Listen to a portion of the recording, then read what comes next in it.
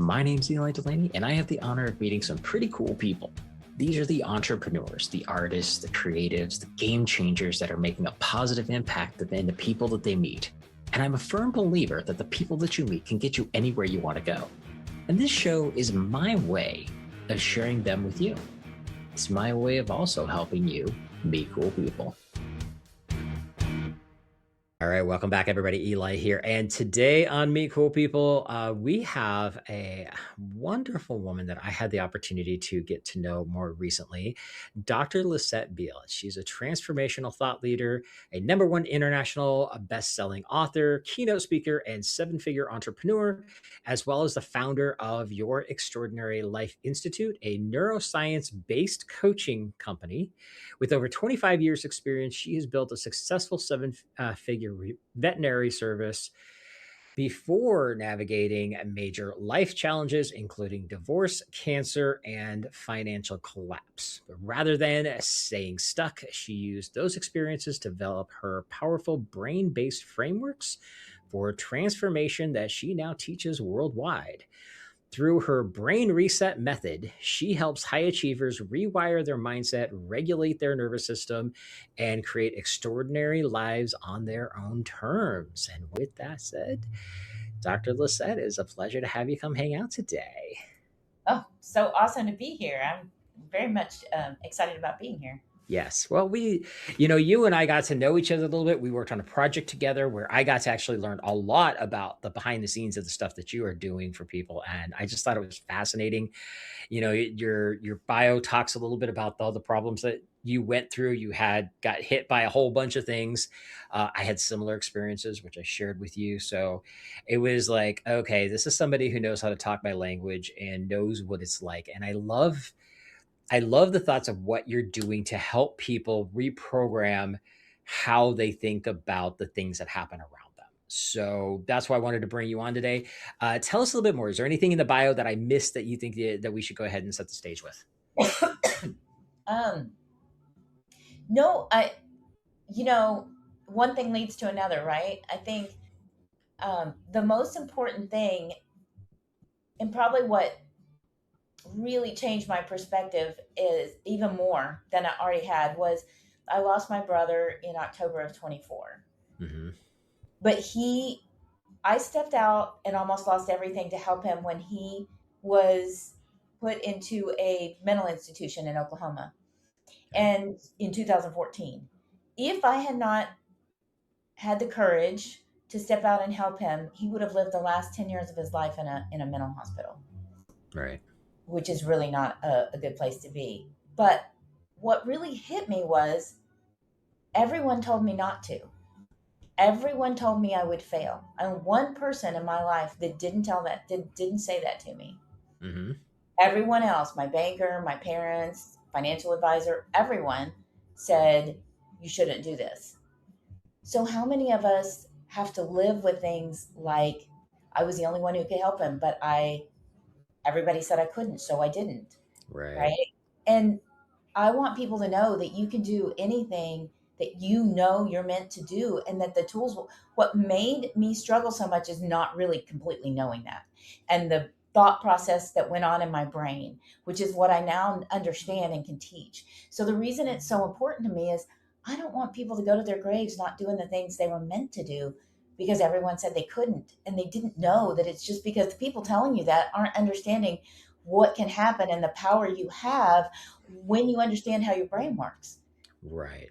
And that is it's interesting because we know that we have people around us, whether that be family, friends, whatever, advisors that we know that they're trying to look out for us. It's not that they mean any ill will with it, but sometimes what they're saying just is not what we really need to do. And, that could be because they're saying play it safe, which is many times the case. And it could be sometimes, they do have selfish reasons, even though they're not really meaning to be, you know, negative. They're not trying to do something bad, but they have their own thing there. Of the interest, yeah. Yeah. Yeah, and a lot of times, like, they may not even be aware of it, that they're doing it. But Right. one of the things that I always Well, find is oh, they're go usually ahead. confident that they're right. That's what Yeah. makes it hard. Yeah. And that's the thing. It's like we as human beings, a lot of times we take the advice of other people based on that when even though our gut tells us it's not what we should be doing. And so let's dive into that a little bit. What is it that how can we be aware and more conscious of those kind of situations?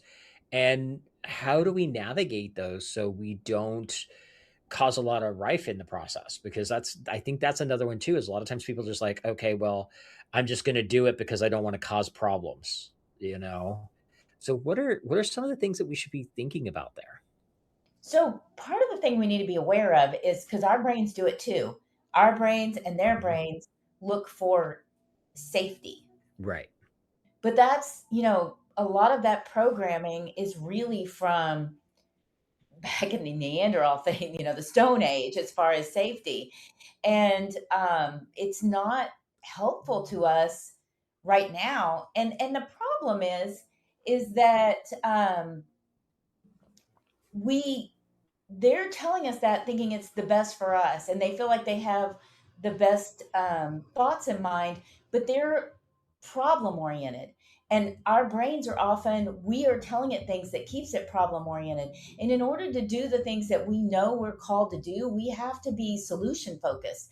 And there's specific things that we can tell our brain, specific things that we can understand, and we need to notice how we're feeling.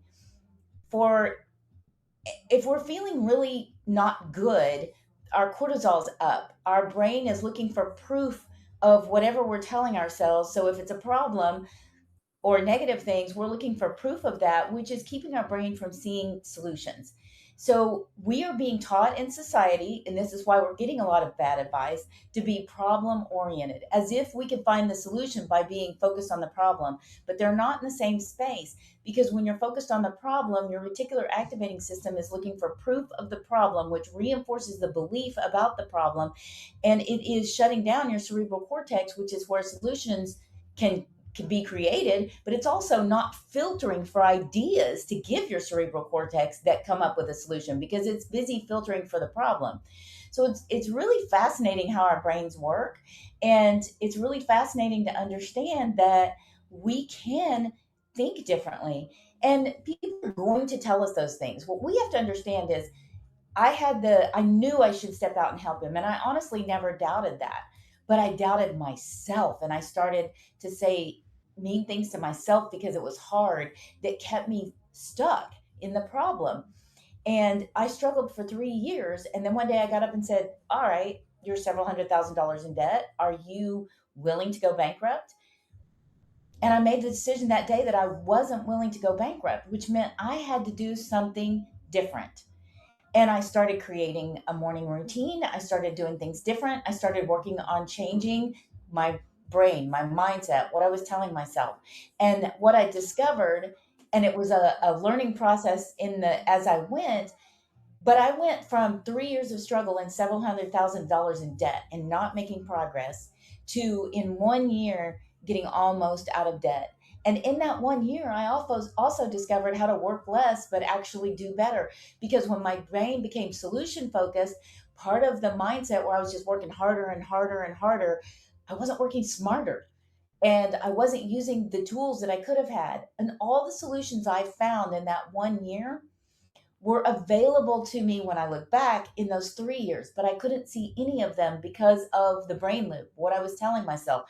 And a lot of what we're telling ourselves are brain patterns that we've learned. I see it still happening. We are focused on the problem and we punish ourselves as a way for our brain to learn, and your brain doesn't learn that way. And I'll tell you how much it's in society. Literally, the other day, I was going for a walk and I saw three young girls, probably 12, 13 years old, practicing cheers, clearly getting ready for cheer tryouts. And there was no adults in the park. There was no one there but the three girls. Every time one of them would mess up, they would run a lap. And I thought to myself, oh my gosh, they have learned from society and from others to punish themselves when they mess up. And that does not give the brain any tools to do it better the next time. And it starts to eat on you, and you start talking negatively to yourself. Oh my gosh, I can't learn this. I keep having to run laps. And you've not given your brain the tools to learn it. What would be much more productive would be to think, how can I connect this move to this move in my brain? How can I make it make sense so it follows? Or do I just want to stop and practice this one part over and over again until I got it, like muscle memory type of Right. thing. And Right. that's how common it is in society, and how much we're teaching it, continuing to do it to ourselves and teach it to others. So it's no wonder that we're having those things happen.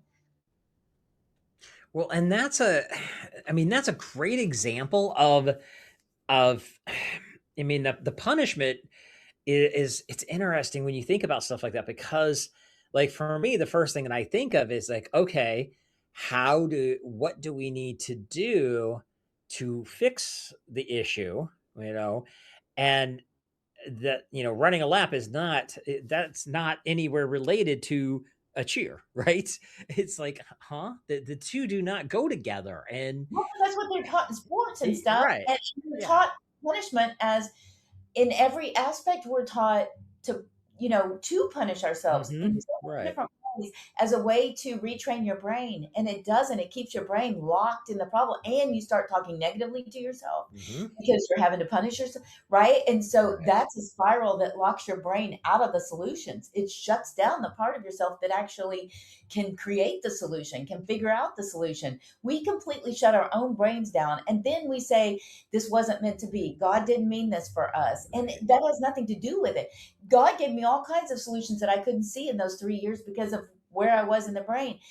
All those, so many solutions unfolded when I started telling myself a different story. I mean, 1 year, it Right. almost seems impossible. And what's funny about that is it didn't feel easy when I started. Hmm. You do the morning routine and you'd feel better and you'd get to work and you hadn't been in the door, you hadn't even made it to your desk yet. And there's a creditor calling or another problem that needs money that you're trying to figure out, right? But consistency, doing it every day, Right. determined to make that decision of, I'm not going to go bankrupt, so I am doing this. So, then solutions start showing up. Then you start Right. thinking different. Big challenges come, but your attitude around those challenges is very different. You're determined to find a solution. And that's how we change our brains, but it does take work inconsistently. I could not have done that if I didn't have a consistent morning routine. If you Right. just let life hit you willy nilly and your brain goes off down all, because 96% of your thoughts, up to 96% of your thoughts are autopilot that are Yeah. already created that your brain goes down. Of those, up to 80% are negative. If you're not actively doing something to change that, it's not going to change. Hmm. Yeah. So, you talk about your morning routine process, and anybody who's listened to this show or followed me, I did an episode on this specifically of like my number one thing for my morning routine is gratitude, and I write down 5 things that I am grateful for every morning, and it's the very first thing that I do because I know that that's going to set the stage for everything else that I do. In my mind, this the whole process behind it is if I can look for 5 things that I can be grateful for, that's teaching my brain to look for more good things to be grateful for, to look for more opportunities.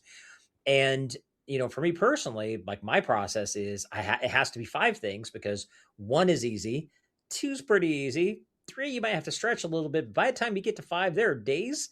If your days are really stressful, which you and I both been through that, and I'm sure most people listening have, there are times where getting 5 things is really difficult, but it's an exercise to teach our brain. And I love, when you and I started talking, it was like again, I'm talking to somebody who gets it because this is the stuff that I've done, and now I see what you're doing, and I'm like, okay, yes, this is important. So, with all that said, let's talk about the morning ritual. What is that routine? What does that look like? And where is something like somebody who's just starting out? What should they be looking to do to start putting this into their daily schedule?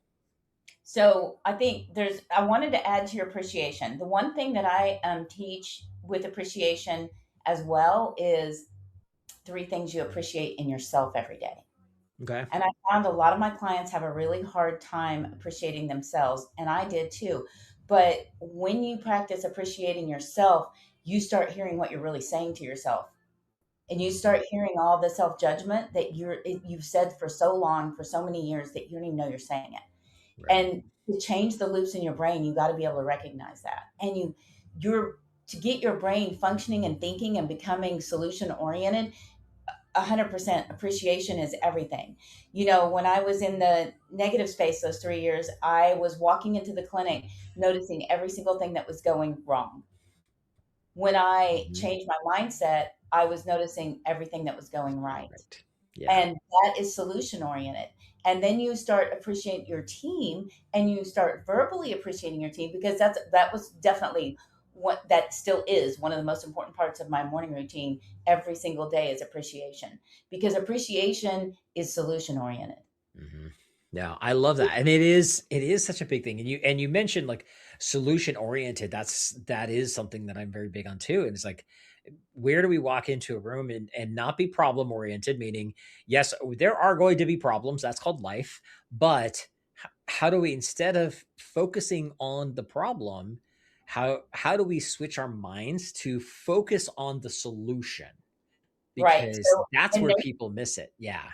and the thing is, you identify problems and focus on the solution. Hmm. You can't fix something you don't know what is. You have to Right. call out the problem. You just can't stay there. You can't dwell on it. And Right. our brains are wired that way. I just had something happen to me on Monday that, was still running around in my brain on Tuesday in a negative way.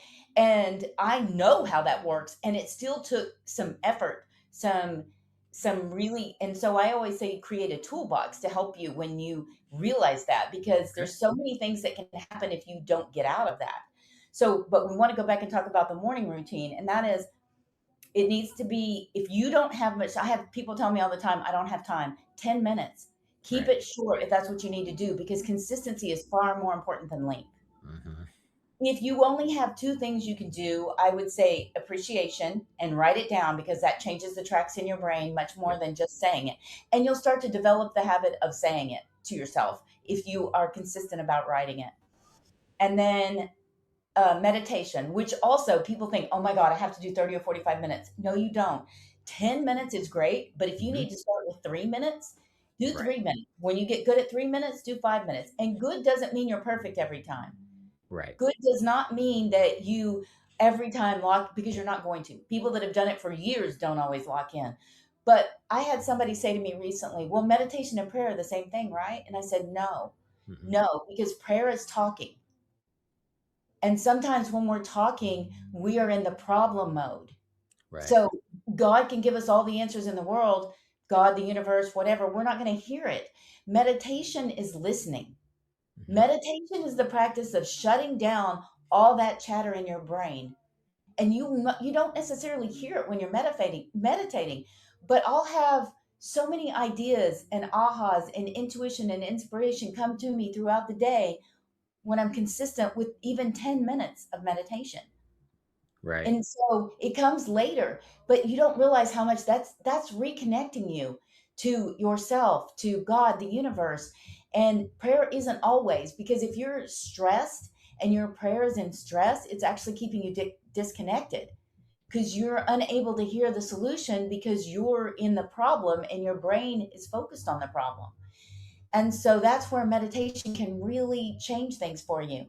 And in the piece of appreciation and meditation, your prayers will change Mhm.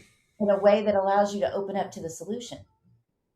No, I love that. And it is, and you mentioned like if people talking about, well, I don't have time for that. You said 10 minutes.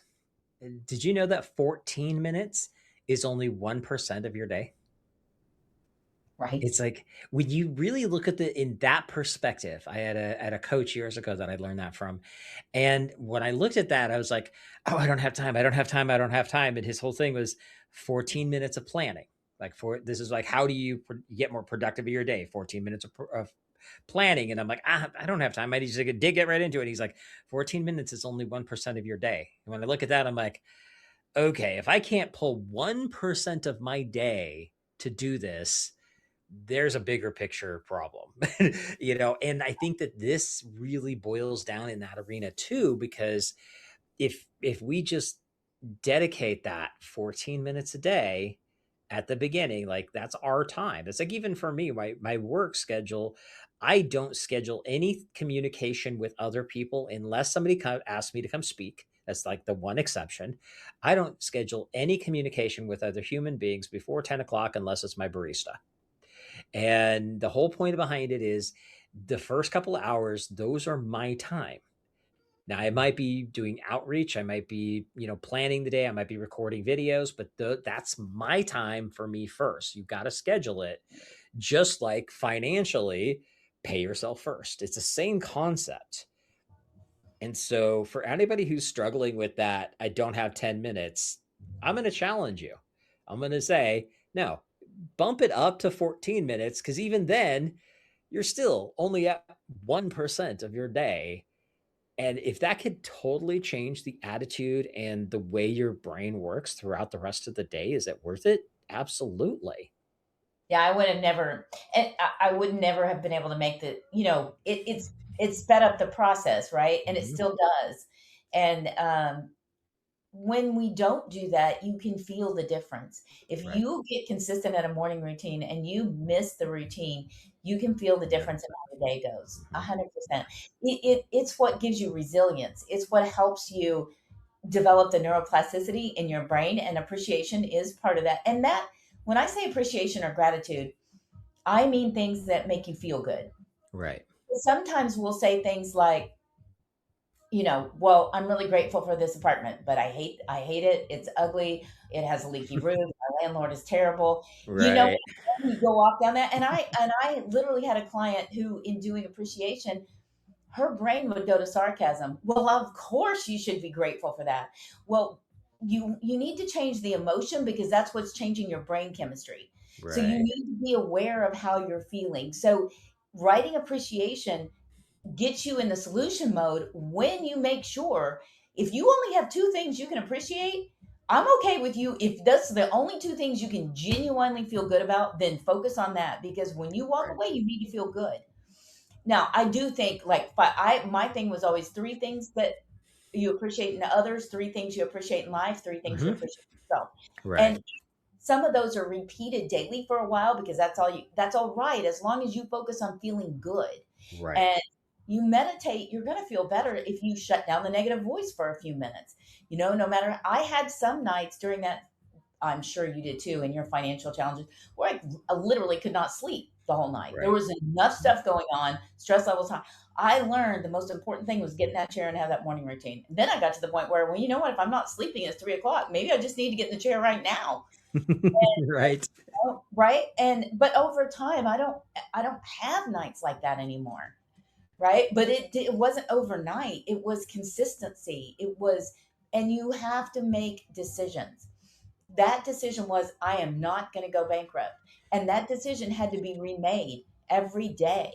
Mhm. If you don't make a decision, if you're like, well, if it's right, God will show me. That's what I was doing the first 3 years, and it worked out just like that. And it's not because He didn't want to show me; it's because what I'm telling myself is keeping me from seeing it.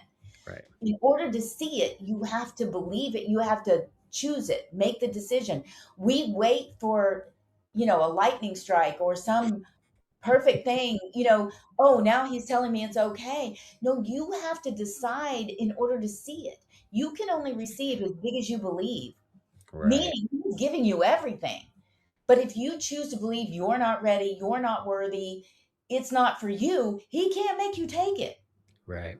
Well, and this goes back to, you had mentioned early on in our conversation, the reticular activating system. And this is something I've studied it, and I've actually taught stuff around this for probably 20 years almost. And a lot, for anybody who doesn't understand what it is, your reticular activating system is a piece of your brain that is there for every one of us, and it's basically top of mind awareness. So we have, 10,000 things that bombard us every day, and our brain has to determine what's important and what's not. And you brought this up. It's like when we build that part of, okay, this is what I'm grateful for, this is what I appreciate. you start looking for more of those things. And that's where you become more solution focused. And I always tell people is like all the good stuff, all the opportunities you could possibly imagine are already sitting right in front of you. You're just not paying attention, which is kind of another way of saying what you just said. And I think Well, that and they that's don't know they're not phenomenal. paying attention because they don't realize they're instructing Mhm. their brain to filter certain things. Right. Reticular activating system filters millions of things. Mhm. And what you're telling it, that's why your words are so powerful. When you say, this is hard, this is hard, this is really going to be hard, it's Right. going to be hard as long as you tell yourself that because your reticular activating system is looking for proof that it's hard. It is Right. not filtering for ways for it to be easier because you're not giving it that instruction. And it filters for ideas and then it gives those to your cerebral cortex, but your cerebral cortex is mostly offline when your reticular activating system isn't filtering for things for your cerebral cortex to figure out and use. Right. So, for instance, when I changed what I was telling myself, literally one of the answers, ideas came from a piece of junk mail. I got that same junk mail for, years and not noticed it. But when I'm telling my reticular activating system something specific that I want to find or look for, Mhm. and it looks at what that says. Well, could that be a solution? Now, did I get the entire solution by calling? No, but it gave me the idea. They gave me the idea that ended up coming to the solution, Right. right? And that's true sometimes with emails or connections. You get when you do the morning routine and you get ideas, you'll get, when I bought my house, literally it was I finalized on it like 20 months after I had been almost bankrupt. All right, Mhm. as somebody self-employed, there's no way I should be able to buy a house 20 months after almost being bankrupt because you don't Right. have the 3 years of successful financial records that you generally need to buy Right. a house. But I kept getting this intuition that I knew I had enough money. By that point, I'd saved up quite a bit of money, and my income level at that point was good. But I didn't have, and I was actually literally still paying off back payroll taxes. Not Right. a good thing when you're wanting to buy a house, Mhm. right? And I didn't have a husband or somebody else's income that this was going to go off of. But I kept getting this, even though I'm thinking there's no way, I kept getting this intuition to call this banker who I knew. And so I did, and I gave him everything. And he said, yeah, I think we can do this. Right. Well, he got almost to the end and he couldn't. But then he took my whole, you know, The file basically. file that they had created with everything, walked it down to a mortgage lender in the same building as this bank, went over the things that the bank had a challenge with, because generally banks are harder to get loans through anyway, especially as a Right. self-employed person. And I was able to buy the house. And I Right. had to put on a big down payment, which you always do if you're self-employed anyway. Right. Um, but logically speaking, if you were just to look at that and take that to anybody, they would have just said, don't even try. And yet my intuition told me to do something different. I followed that into, I think that's our connection to God, the universe. So, and this was the whole story around being in this house in the first place, which was a rent house, but it had never been rented. I was the first person to rent it after the original owners. So I'm Mhm. really the only person who's ever been in it. All of how that fell together. And that was 3 years before I bought it. Those are all connected, Okay. right? And it's interesting, right? And 6 months after that, the rates had completely gone nuts.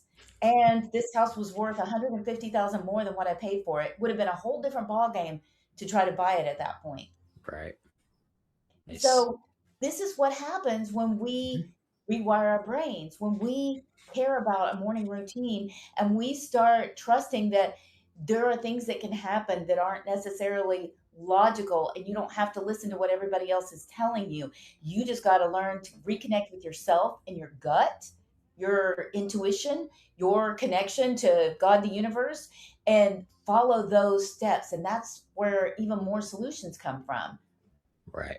No, I love it. Very, very cool. So we've talked about like morning routine. We've talked about your reticular activating system and, being solution focused. As we're getting close to time here, is there anything else that is like, you got to do this thing that you would like to share with people before we start wrapping up here?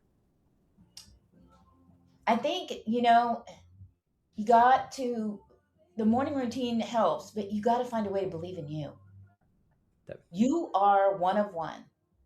There's no one else that has your story, your experience, your knowledge, the whole package.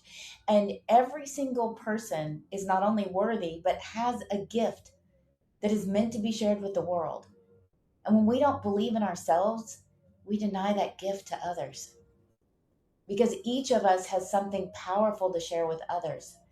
And each of us is worthy of living an extraordinary life.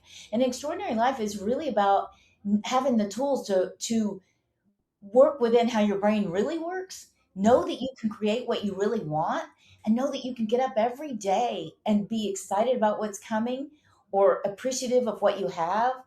You can live a life that's so much more on your terms than you have any idea because of what's being taught now and all the ways that we are thinking that are painful. We have come to success to we have come to accept as a society, can't talk, um, we have come to accept as a society feeling bad as normal, feeling Right. anxious, feeling stressed, feeling less than as normal, and it isn't normal. If I was going to say one thing, don't accept that anymore. Realize that you can choose differently. Yes, you've got to do some things differently. Yes, you've got to rewire your brain. Yes, a morning routine, it can be so short. Like you said, 14 minutes, 10 minutes of meditation or 5 minutes of meditation, write an appreciation journal. That right there will change your life.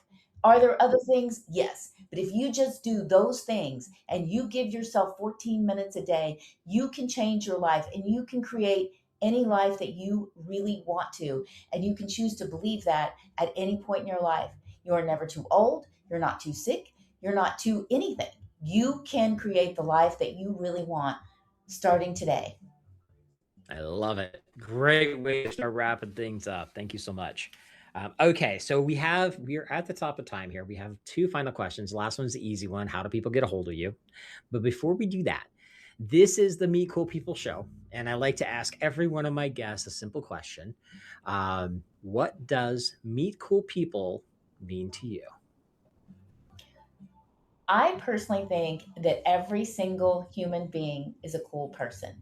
So I think for us and meet cool people, one of the things to do is look for the cool in the other person. Even if you don't see it right away, what can you do to bring out the cool in the other person or to see the cool? What questions can you ask to get to know them better so you can see the cool that's in them? Because every single person has something cool and unique or a cool story. Every single person is they're like snowflakes. There's no two alike. And if we genuinely decide to see individual to really really look at others and look for the cool in them, our own life becomes so much richer. So that's what I would say about meeting cool people. Look for the cool in everyone around you and then try to nurture that. It's not your job to fix anybody else, so I don't mean that, but look for it, say it, notice it, tell people what you think is cool about them. Even if you just met them in Target or Walmart or the grocery store, tell people, notice something cool and say something about them that gives them that moment to see themselves in a way they might not see themselves right now. Wonderful words of wisdom. Thank you so much. All right. Well, this has been a pleasure. Obviously, people are going to want to hear more about what you've got going, your brain reset method, all the cool things. How can people get a hold of you? Easiest, drlucette.net. Very cool. drlucette.net, and you can email me at drlucette@drlucette.net. Very cool. Short, sweet, to the point. Love it. Awesome. Well, thank you so much, Dr. Lisette. It was a pleasure having you come hang out today. I knew we were going to have a good conversation, and you definitely brought it.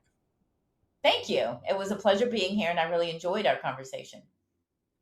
Awesome. And everybody else, get out there. Have an amazing week. As always, if there's anything I can do to help you out, reach out. Let me know. Take care. And that wraps up another Meet Cool People show. Now, if you like what you heard, be sure to give us a like, subscribe, or review so I can help introduce these amazing cool people to even more amazing, cool people.